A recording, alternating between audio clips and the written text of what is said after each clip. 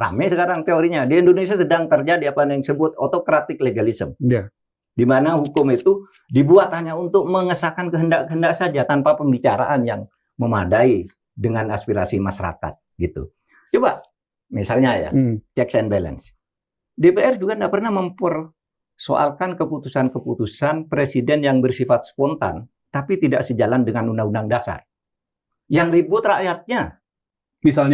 Misalnya soal ERT, ya, Agreement Reciprocal on Trade, perjanjian. Ya.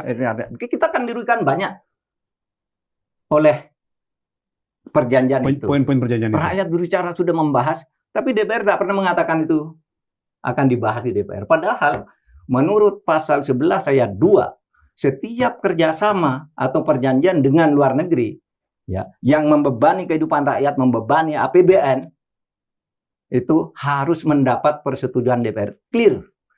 Siapa yang pernah bicara tentang ERT di DPR?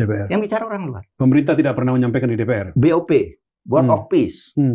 Itu juga harus dengan DPR. Itu termasuk kerjasama dengan negara lain. Ini kan menyangkut kehidupan rakyat. Pandangan rakyat tentang bagaimana politik internasional. BOP itu. Kok terus ikut ke situ, DPR-nya diam, rakyatnya ribut. Kenapa DPR tidak membawa suara rakyat itu salah? Sampai Anda bisa menjelaskan. Kenapa salah? Karena pasal 11 ayat 2 juga sama. BOP itu adalah perjanjian internasional yang melibatkan kehidupan masyarakat Indonesia tentang ideologinya, tentang pandangannya dalam geopolitik yang bebas aktif, dan juga tentang uang. Ya kan ada uangnya tuh. Anda lihat MBG itu, kacau balau gitu dibilang bagus. Lemah dalam hal pengawasannya. Kacau balau begitu dibilang bagus. Ada sekian tempat orang mabuk massal gitu ya. Itu kan hanya kecil, loh, bukan begitu dong. Gitu. Itu kan bukan insiden sebenarnya. Kalau terjadi di mana-mana dan berulang.